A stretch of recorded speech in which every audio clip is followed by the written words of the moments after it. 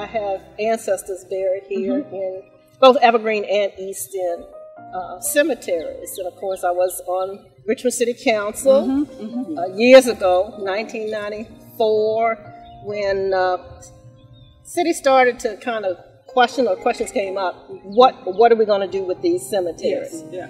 And of course, at the time, the city did not have the wherewithal, funding, money, resources, and it wasn't as if people didn't care. People cared about what was going on here, but there were so many pressing issues at the local level. You know, public safety was one. Right. Our downtown was disappearing. Right. Population That's disappearing. We didn't have resources, and so we had to build a tax base. So, but I had met Mr. Bell from the National Park Service, and I'd been out here a couple of times, and we were just trying to decide what could be done. Yeah. Right. Veronica, you've been at this for a very long time. I think I met you out at the cemetery. Yeah. You know, or before city council, one way or the other. I think that day has just been etched into my memory. You know, I was a little young chickaboo. You know, I knew how to do things, but I did not have all of that political experience. And I think that's why I clung to you and Reva so much, because, you know, y'all would help guide me through. But I think the one day that was probably the most moving was when I was, and people really heard me. And as my oldest son says, Mommy, those were the words that went around Richmond.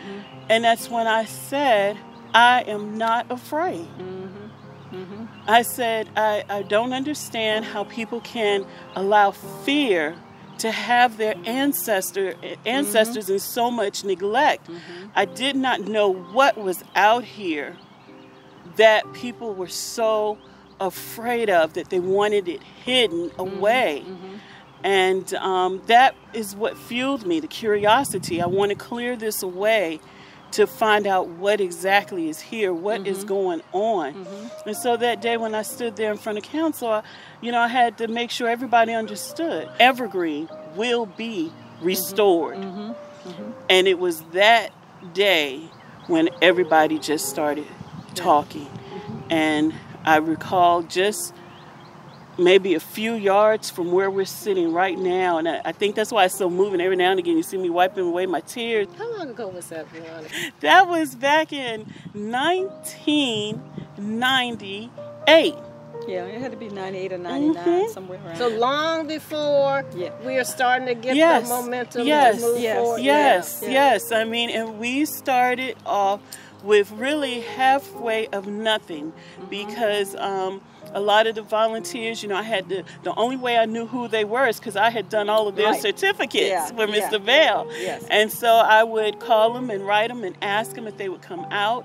But the day that you and I met face to face, because I would see you at council, but the day that you and I met face to face is what's etched in my mind, because here I was with these dignitaries. You know, I had Councilman McQuinn, and here was Kenny Alexandria, but I was just too stunned to really say anything. And the first thing that came to my mind, well, where y'all gonna get the money to clean up this cemetery? We need money. That's right. And I think you did all those gestures. Yes, I did.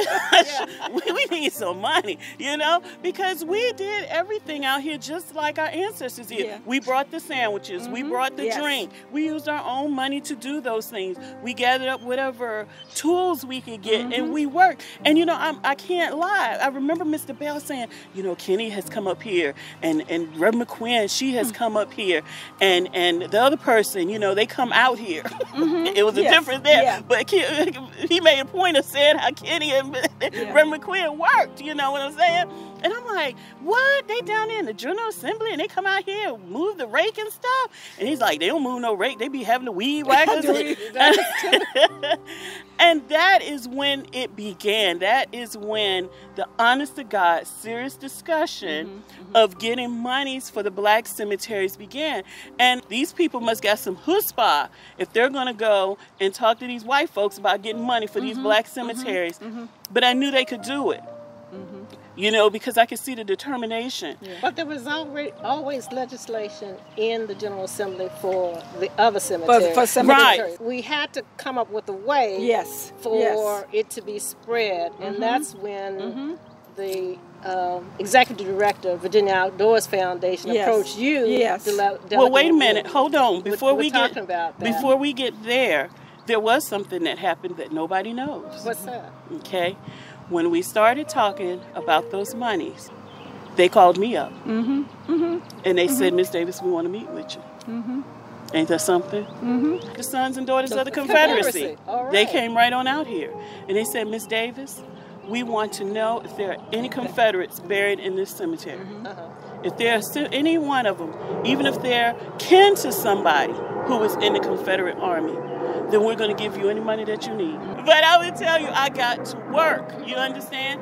And that's when they identified Oakwood Part 2. Viola, one thing that has been so to be admired about Veronica, Veronica has always had this passion from the very first time that I met her. She had that same kind of passion and will to do something about Evergreen Cemetery. Well, to do it for the right reason. Exactly. It wasn't about Veronica Davis. No, it was really about our ancestors. It was really about making sure these sacred grounds were respected. It was about what legacy? The legacy that we were going to leave behind. It wasn't fighting about who was being in charge. Right. That's correct. That's correct. It was about what our ancestors would have wanted us to come together and coordinate with people, collaborate with people who had the resources to make it happen. I think there has to be also to have that kind of passion and will and determination. It comes out of being connected. We are sitting here. Yeah. We are connected to this cemetery. Exactly. We are very connected to the cemetery. We have a vested interest in more than one way. That's right. Absolutely. We are African American women.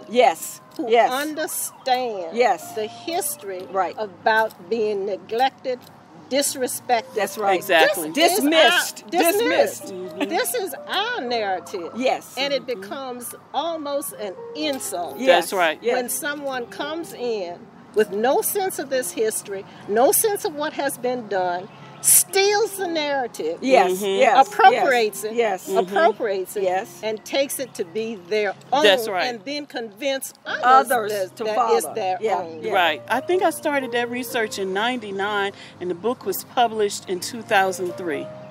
In December of 2002, right when my grandmother died. I was the one who spoke to the last of the descendants who were connected to the original Evergreen. Right, exactly. And they're gone now. So who are you talking about? Well, the thing about it is just piggybacking on something that Viola said, that, you know, there are, you know, you've got to be connected, okay? You've got to feel the connection. That's correct. You've got to understand the sacredness of the space. That's correct. And the fact that those who are buried, and this is what has propelled me all these years, and I know it's the same thing that keep pushing you and Viola as we do this work. It is that we understand, it's understood, it's very clear. We stand on others' shoulders. That's correct. Many of them are buried here. That's they correct. paved the way. They cleared the pathway for us. We stand on at their shoulders. That's correct. And so we're sitting here today. The work we have done is to honor them. That's correct. We're not looking for division. We are not looking for ways to divide and conquer. That's correct. We are working together. And we're not looking for personal credit. That's correct. No. If no one calls my name, I'm fine. You say, well, what else do I need to do? Or what do I need to do? That's correct. We pick up baton where we can. Yes. Dolores is in the legislature. She can provide legislative solutions to any of the roadblocks.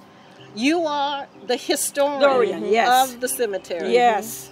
I can, through Virginia Outdoors Foundation, bring state attention to what needs to be done to preserve, to put a conservation easement on it so it cannot be built upon. That's it. So everybody comes to this with a different talent, gift, resource. That's correct. And so without that collaborative effort, we can't move forward. We can't move forward. It would not. And when you look at what has happened here, and how, and you know, Veronica, we would come out here and it was so much vegetation. Oh my gosh. When overwhelming is an understatement. Oh my gosh. I'm just surprised we're even sitting where we're sitting. I mean, I can't lie. You know, I was here a little while back and you could see the mausoleum. Yeah. You know, it wasn't trying to describe to somebody what it looked like. You could actually, all the trees and the curtains have been removed. And you could actually see it. You could walk down to touch it.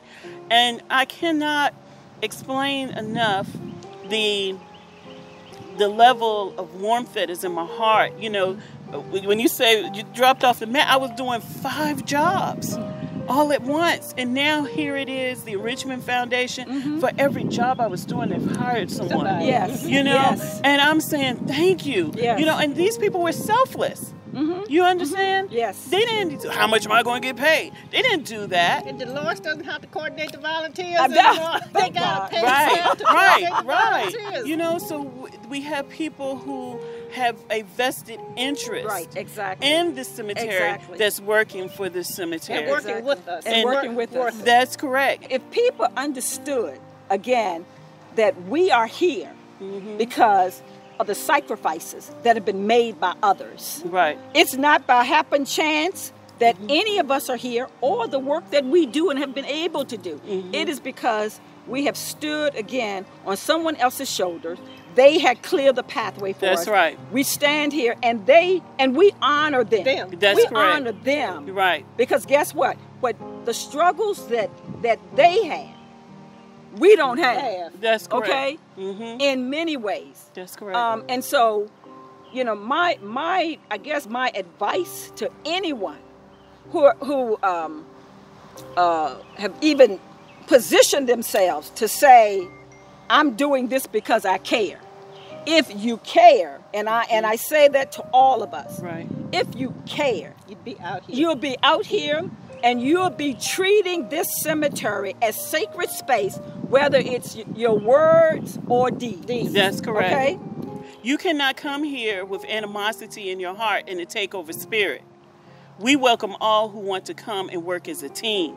And that is the way it started. But I think the cemetery and all of those that we have been a part of is just like a church. The door is always open, okay, for you to come in. And again, the same way that I'm going to treat as I walk into that edifice, as I walk into that sacred space, I would treat a cemetery the same identical way. And so I don't, for individuals to say that they have, you know, though there have been hindrance or they have been kept out, you know what?